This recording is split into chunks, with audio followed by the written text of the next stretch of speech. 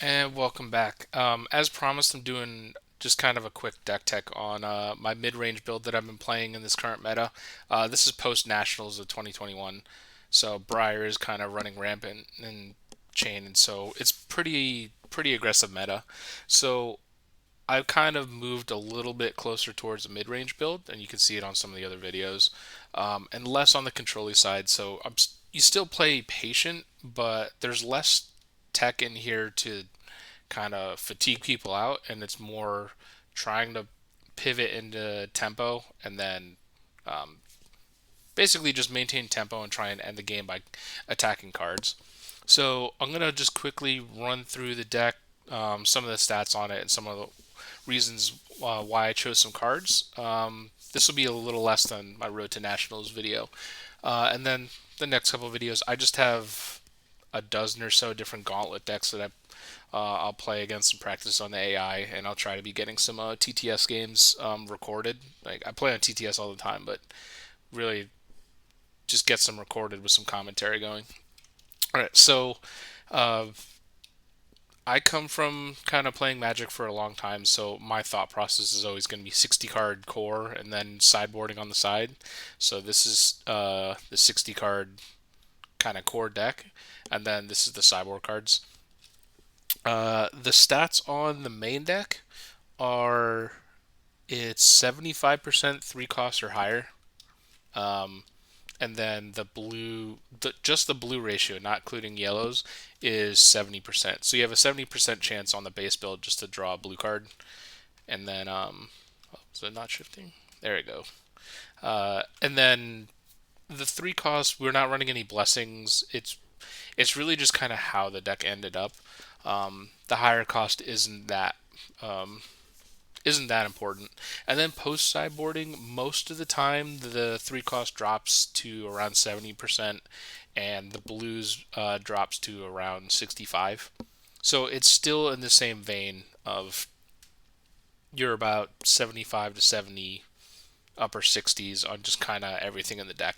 And I don't want to over sideboard and go too far and just nuke the ratios. I want to just keep everything very consistent because holding tempo is kind of the core of the deck, and you have to know when to just let it go or to kind of bank on cards coming up. So that's why I didn't go too far into kind of over sideboarding. So again, we are playing Bravo. Bravo Anothos is kind of standard. I still run the Essence Peak. I like it a lot. Still trying to get my hands on a Skull Cap, but I haven't felt like I needed it just because there are some filler cards that kind of string things together. Uh, I'll still, from time to time, I'll just proxy a Skull Cap, but I do like Medicine's Peak a lot. Crater Fist Switch is standard, Tech Plate standard, and I am running the Mage Master boots for the Tome of Fyendal. Not really for the life gain. I have these three cards in a row just because they're kind of bridge cards. They help smooth out some turns, and so the life gain, if you get it, is just barely better than Iron Rot, but I really like stopping on hits. Uh, but because we are kind of a more mid-range aggressive style, kind of bridging turns is a little more important. And they let you do a little bit of fancy tech if you do have a ton of cards and just a really bad hand. You can always go Mage Master into Showtime and then just uh, keep stringing stuff together. So that's why the Mage Masters are in here. The next section, which is pretty much all the blues, I have them organized a specific way, but these two columns are going to be basically just your pitch cards. I'll do a link in the description of the full deck list so you can copy it. But I'm just going to go through these really quick. So Showtime, Standard. I still run Stamp Authority. It shuts off. Very rarely do you ever play it, but it's just there. Um, I like it just, especially in the mirror, kind of helps you get out from under a bad position. Buckling Blow, Chokeslam, Cranial Crush, Crush the Weak. So more just blues. Really just doing all the six attack blues for to deal with Prism. Say with Debilitate, Rouse is in here. It actually gets sided out in some matchups because it's just hard to pull it off in like an aggro matchup. Unmovable and Staunch are the defense reactions. They're both main decked. Just because they're blue, they're a defense reaction. They kind of help smooth things out. You'll notice that Sink Below is actually in the sideboard. I've been finding that Sink Below is really nice in the aggro matchups, but I really just need the two blue defense reactions just to pay for stuff. And then when I do need to be kind of on the back foot, I'll just have something to defense react and just turn off on hits and instants. So that's why I run both of those. So these, again, are just very rarely you're going to play them. You might be playing a Rouse the Ancients against a control, but you're not going to be playing them too often. Maybe your Immovable's defense reactions. It's kind of rare. Usually they're pitching and blocking. The middle section is more pitching, but you actually get to play these more often. So Asunder is the new. I feel like this card's borderline broken, but it's so good. It's a very good late game card, but even early game, just it'll chew through some armor. So it just overall, you're going to be actually playing Asunder a lot. Very rarely do you want to block with it because it's just so valuable. It's basically like mini Crippling Crush when you combine it with Anothos for 7. Disable is just card attack. It's a blue, so I don't feel bad blocking with it, but it's still just a blue that you'll probably play. I am running the meme of Thump. I like it just because it's a blue that blocks 3, so it fulfills the 2 conditions that you want in a pitching card. Outside of that, 99% of the time, that's all it does. And then the 1%, you actually get to just throw a Thump at someone, and then they have to guess if you have a Pummel. Because if you do have a Pummel, it turns into, well, it's 6 attack with a blue, so what the damage is whatever, but it discards 2. So your opponent basically has to kind of play chicken with the random Thumps. So I'm not advocating of like throwing in reds, because unless there's some weird aura build that comes out, but for a blue that blocks for 3, I like having the option of throwing it out there and then it's a complete mind game. Because they could either overblock or throw a defense reaction at it, or basically bait out some cards, and then you just don't have the Pummel, or you're bluffing a Pummel. And if they try and call your bluff and let it through, you Pummel it and make them discard 2. Most players will just let it through and assume either be willing to trade, just lose 2 cards or discard 2 cards off a Pummel Thump. Very rarely will you have someone who's trying to overblock it, but it's just a nice way to mitigate some damage when you're forcing them to discard 2. So that's the main blues of the deck. When it comes to sideboarding, sometimes Rouse comes out, sometimes Crush the Weak comes out. Just that's where you get dropped down to 65%. Sometimes the defense reactions get switched up. The rest kind of never leaves. So the middle section's a couple yellows. So I'm actually running 2 Zealous Belting in the main and a Tome of Fyendal. These are the bridging cards. So when you combine Tome with Mage Master, it kind of nets you. It nets you 1 resource and then filters 2 cards or draws 2 cards.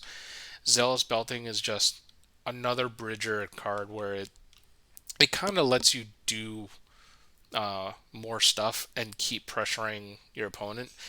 I've tried blue, but it didn't really matter as much. Yellow is just a little bit nicer. So what you do is, Tome is very obvious. Everyone kind of knows what it's doing. But Zealous Belting, you could be doing simple things of plate into a belting and then either follow up with a hammer, so that goes to 10, or you could end it with a Stamp Authority. You could end it with a Showtime. Sometimes I've had really, you get stuck in a bad position and you actually just Zealous Belting into a peak. And the reason that I like the belting is you're still trying to push cards out from their hand. They're either letting, they'll let 4 through, and then you can peak and go up to 5 cards, or they can just try and preserve some life, throw a card at it, and then you keep moving on. So the Go Again is actually just really nice. It's not an amazing card. It's not here to, you know, blow blow certain matchups wide open. That's why I have the Reds.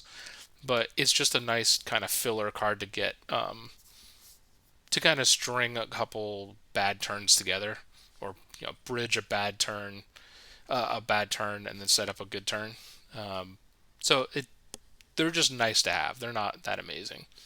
And then getting into the right hand side is kind of the this is the Time Walk and Disruption side of the deck. So Crippling Crush, Command and Conquer. So these are basically two discard effects, if you want to, or card removal. Then we get to Spinal Crush and Chokeslams. So those are kind of like shuts off aggro. And then Chokeslam is like a mini Spinal Crush against the meta. So when you're dealing with Briar, Chain, some Azaleas, a lot of decks are trying to just do the force multiplier. Just force multiplier cards and buffing damage. And Chokeslam's kind of that mini Spinal Crush where it just shuts off a bunch of that stuff. And it's one of those cards that if you just throw it out there, your opponent usually can't just ignore it. Because it just blanks off a bunch of stuff. It's not some amazing time walk that just doesn't let them play their next turn. It's more of you throw it out there, and if they don't respect it, it just kind of neuters their turn and keeps your life total high. You're basically trying to trade. You can't put out as much raw damage as another aggro deck, but your on-hit effects are going to be reducing what they can counterattack back with. So that's what this section of cards is kind of mainly set to do. And then I run the yellow pummels. I'm still dabbling with 2 yellows and 1 red just to mess with people. It's kind of fun. Right now I just have the 3 yellows, but I may just pull 1 yellow and swap it out again. So that's the core of the deck. Again, you've got basically your pitch cards that are just there to fill the deck and be able to fuel everything else. And then these are your cards that you're mainly going to be playing. So primarily it's disruption cards. You're attacking your opponent's arena, or you're attacking their hand, trying to mitigate how much damage they're coming back at you with. So you've got discards and card removal, which is Tear Asunder, Disable, Command and Conquer, Crippling Crush, maybe the random Thump, Pummel, or both Pummels. That's all stuff that's just removing cards from the opponent's side of the field, so they can't come back and hit you as hard. You are going to be basically trading life. There's no way you're getting through a game on like 40 life. It's just not really how the game is set up. You can turtle up, but I really don't like turtling. Turtling is when you literally don't attack and you just block for 12 a turn. Depending on really good players, it doesn't really work, because if you're not pressuring them, then they can also play patient and set up even larger turns to get over your 12 block. And then the other 2 cards is Spinal Crush, Chokeslam, just to limit damage coming in. So with that being the core, I'll do a brief overview of the sideboard, and then when we get into actual like practice games, I'll go into what actually gets sideboarded in and out. Or you can check the description, and I have in the FabDB deck list which cards I'm siding out per matchup, and it's not 100% exact, but it's kind of what I'm thinking. So the way I have it broken down is basically 5 categories. You have the Nullrune category for the random Kano. I usually run 1 Nullrune against Briar, but still dabble with the 2. Disables are there in case Chokeslam is a blank. So it's about a third of the deck list out there. Chokeslam doesn't really do anything against, so you just swap it with Disable.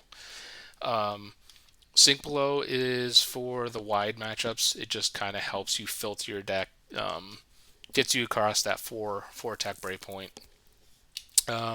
Zealous Belting is for Prism and Dash, just anything that's really heavily control-y. You bring in the Beltings just to turn up the pressure even more. And then for basically, it's kind of the tall decks. Is two Staunch Response Reds and a Mangle. So against Guardian, well, Bravo, Oldham, the one of Mangle comes in a bunch of random matchups. Like I actually bring it in against Briar, Viserai, and Shane because it goes after the Grasp of the Arknight, which is really annoying for them because they want to keep that card. Um, but basically, it's more stuff to kind of help you pivot, work around the tall attacks, and then pivot back into attack mode. So those are the five categories. So usually for sideboarding, it's again disable replaces chokeslam. Against wide decks, usually it's sink below comes in and rouse comes out because you usually can't be holding so many cards against a wide aggro deck to keep a or a two defense card in your deck. So usually I just swap those two. Zealous Belting comes in against Prism and Dash, where you actually just cut all defense reactions. I just don't even bother. I know it's cutting a bunch of blues, but I'm not defending. I'm going ham on them, so I cut all the defense reactions and bring in the Beltings and the disables just because they're yellow. And then depending on who it is, like Oldham, Dory, Bravo, I'll bring in the Mangles and the Staunch Responses, and actually just cut the Crush the Weaks just because they're a 5 attack and they don't really do anything against them. So in general, that's kind of the sideboard strategy. So that's kind of the basic deck tech. The future videos will just be kind of practicing against some gauntlet decks and then getting some TTS games in. So I hope that's helpful, and good luck in your Bravo games as well. Thanks.